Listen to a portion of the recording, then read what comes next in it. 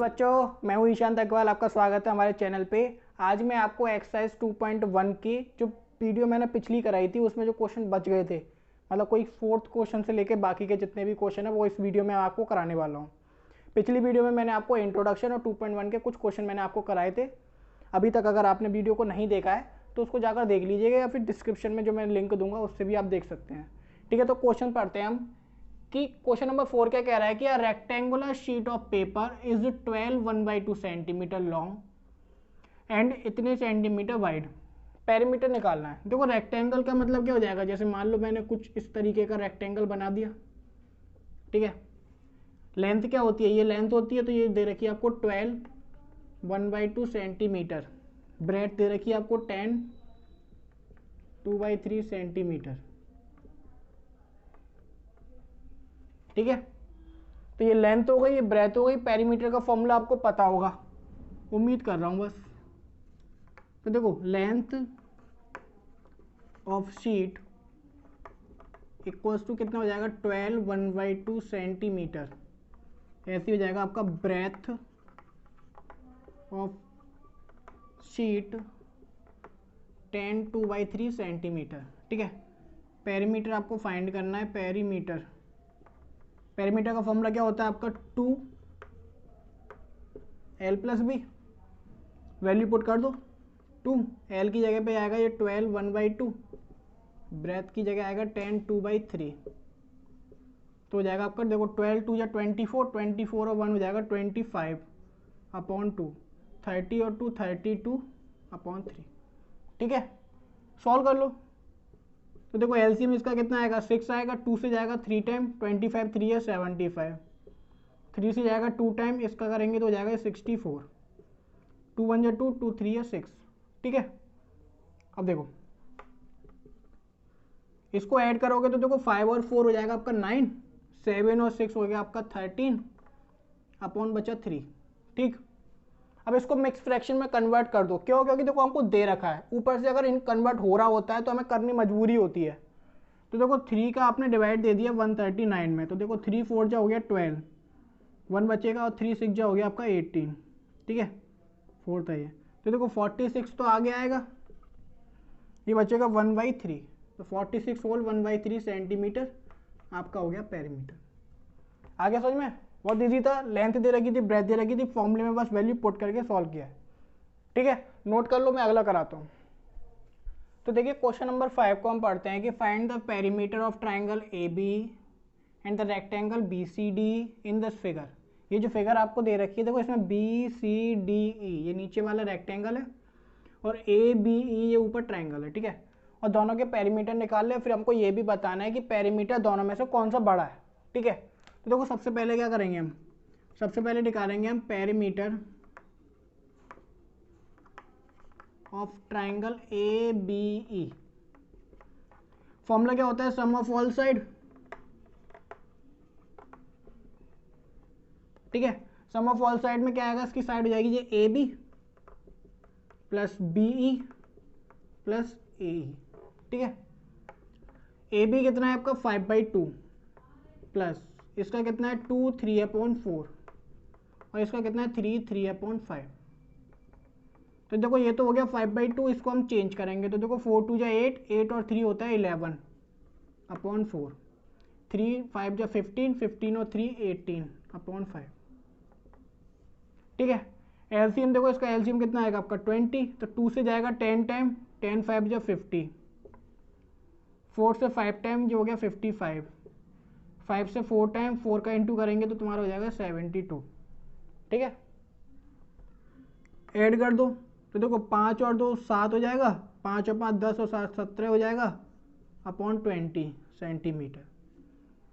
ठीक है, ये आपका आ गया perimeter of triangle A B E. ठीक है, इसको आप अगर देख लीजिए, क्योंकि जगह मेरे पे कम पड़ेगी तो मेरे को बीच में रफ करना पड़ेगा। इसको ट्राइंगल का निकाल दिया मैंने, अब निकालते हैं रेक्टेंगल का। तो देखो perimeter of rectangle B C D E, formula होता है 2l+b।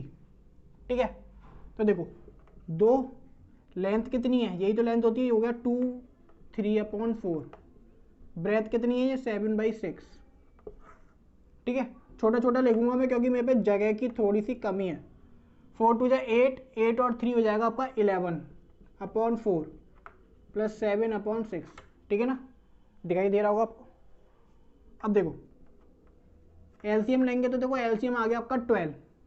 ठीक है, यहाँ पे मैं थोड़ा आगे लिख देता हूँ।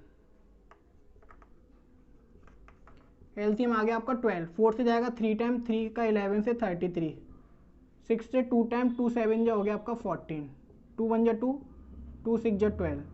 तो इसको ऐड करोगे तो 7 हो गया और ये कितना हो गया 4/6 सेंटीमीटर। ठीक है, तो देखो ये भी आ गया आपका और ये वाला भी आ गया, दोनों के आपके पेरीमीटर निकल गए। ठीक, अब आपको ये बताना है बस कि इन दोनों में ग्रेटर कौन सा है। तो देखो ग्रेटर मैं यहाँ पे कर देता हूँ। ठीक है ना, समझ जाना। देखो ये है, फिर ये है, फिर उसके बाद यहाँ पे है। ग्रेटर के लिए क्या होगा, देखो मैंने 177/20 और 47/6 इन दोनों में मेरे को ग्रेटर बताना है। अभी मैंने आपको पिछली वीडियो में कराया था असेंडिंग डिसेंडिंग वाले क्वेश्चन में। इन दोनों का आप एलसीएम ले लीजिए। एलसीएम कितना आएगा 60, कुछ ज़्यादा आएगा 60 आएगा। तो देखो ये एलसीएम ले लो, तो इसके नीचे भी 60 लिख दो और इसके नीचे भी 60। इससे जाएगा 3 टाइम, 3 का इंटू करो, 3 7 या 21, 2 बचेगा, या फिर मैं पहले लिख देता हूँ। ठीक है, 6 से जाएगा 10 टाइम, तो ऊपर लिख दो 10, इंटू करो। देखो 3 7 या 21 का 2 कैरी, 21 23 का 2 कैरी, 3 और 2 5/60। इसका इंटू करेंगे तो हो जाएगा 470/60। ठीक, अब देखो इन दोनों में ग्रेटर कौन सा है, ग्रेटर ये हो गया। और ये किसकी वैल्यू थी, ये वाली किसकी थी, इसकी। कहने का मतलब यहाँ पे मैं लिख देता हूँ छोटा सा कि perimeter of triangle is greater. आगे समझ में। देखो ट्राइंगल का दे रखा था, मैंने ट्राइंगल में सम ऑफ ऑल साइड करके मैंने सॉल्व कर दिया। रेक्टेंगल में 2l+b लगा के सॉल्व कर दिया। बस इन दोनों को मैंने ये देखना है एलसीएम लेके कि ये दोनों में से कौन सा बड़ा है। बड़ा ये आ गया, इसका मतलब ट्राइंगल का पेरीमीटर ज़्यादा है। आगे समझ में आपको, नोट कर लीजिए, मैं अगला कराता हूँ। देखो क्वेश्चन नंबर 6 को पढ़ते हैं कि Salil wants to put a picture in the frame, the picture is इतने centimetre wide to fit in the frame of the he can not more than the, मतलब कहने का मतलब ये कह रहा है कि जो सलील है वो उसको पिक्चर में, मतलब फ्रेम में एक पिक्चर लगानी है, जो पिक्चर है उसके पास वो इतनी है। ठीक है ना, और जो फ्रेम है वो इतना है, मतलब इससे ज़्यादा नहीं आ सकता। कहने का मतलब पिक्चर बड़ी है, फ्रेम छोटा है, तो पिक्चर कितनी काटनी पड़ेगी वो ये बता रहा है।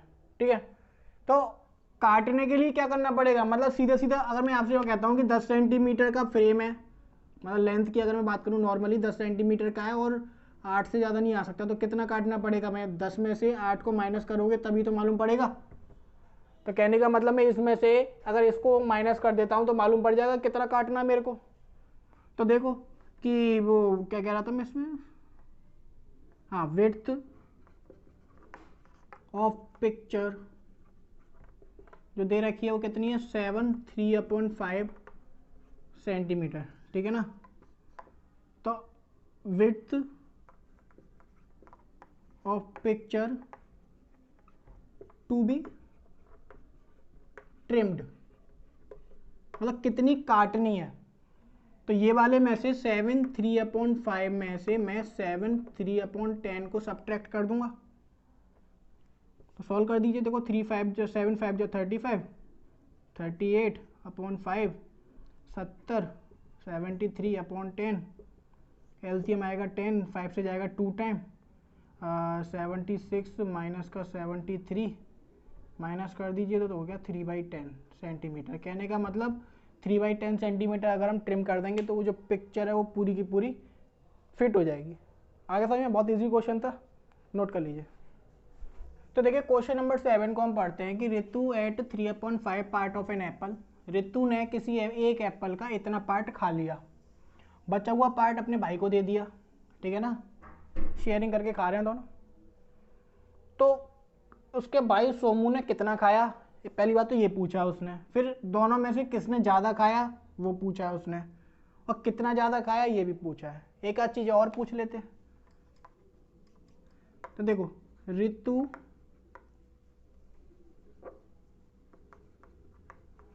ऋतु एट एप्पल, ऋतु ने कितना खाया 3/5 पार्ट।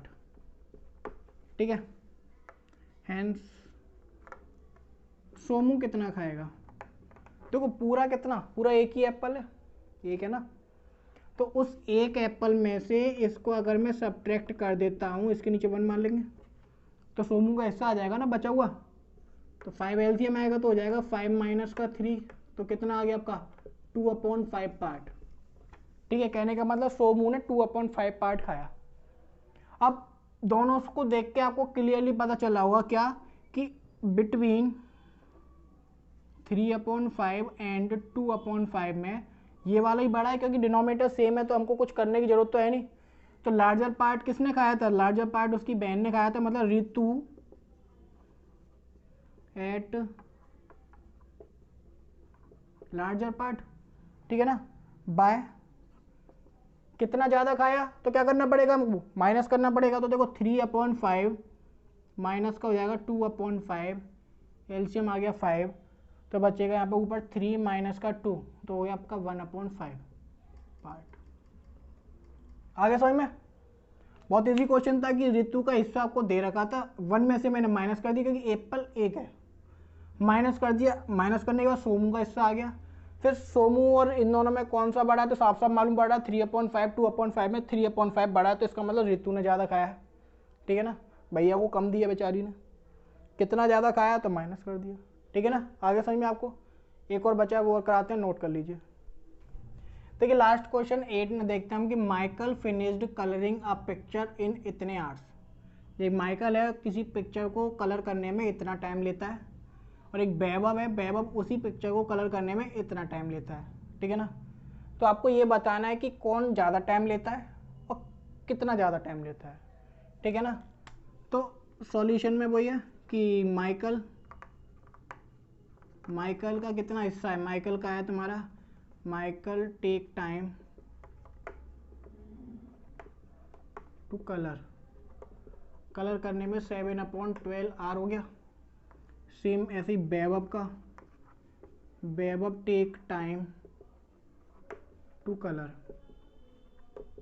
करने में उसे कितना समय ले रहा है, उसे ले रहा है 3/4 आर। ठीक है, अब इन दोनों में हमको क्या करना है, पहले बताना है कि बड़ा कौन सा है। तो वही चीज़ आपकी आ जाएगी यहाँ पे कि 7/12 है और 3/4 है, एलसीएम निकालो तो एलसीएम कितना आएगा आपका, यहाँ पे 12 आएगा। दोनों के नीचे मैंने 12 लिख दिया, 12 से जाएगा 12 टाइम, मतलब 1 टाइम, 1 7 जा हो गया 7, 4 से जाएगा 3 टाइम, 3 3 जा हो गया 9। ये वाला हिस्सा बड़ा हो गया इससे, कहने का मतलब वैभव ने ज़्यादा टाइम लिया है, तो वैभव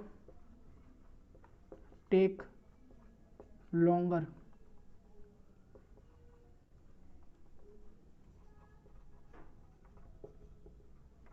ठीक है, वैभव ने ज़्यादा समय लिया है पेंट करने में, बाय कितना ज़्यादा लिया है, बाय माइनस कर दो, तो 9/12 माइनस का हो जाएगा 7/12, एलसीएम आएगा 12, तो 9 माइनस का 7, 2/10, जब 1 से कट गया 6 टाइम तो कितना आ गया 1/6 आर। आगे समझ में कि माइकल इतना समय लेता था, टाइम ले रहा था, वैभव इतना टाइम ले रहा था। हमने दोनों में देखा कौन सा ग्रेटर है, ग्रेटर आ गया वैभव का, मतलब वैभव ने ज़्यादा टाइम लिया। कितना ज़्यादा लिया इसको हमने माइनस कर दिया तो इतना आ गया। ठीक है, तो इस वीडियो में मैंने आपको एक्सरसाइज 2.1 के बचे हुए क्वेश्चन, मतलब क्वेश्चन 8 तक मैंने आपको करा दिए थे। इनकी आप प्रैक्टिस कीजिए, अगर नहीं आते तो आप मेरे को कमेंट करके बता सकते हैं। बाकी अगर हमारी वीडियो अच्छी लगी हो आपको तो लाइक कीजिए, शेयर कीजिए और कमेंट जरूर कीजिए। Thank you.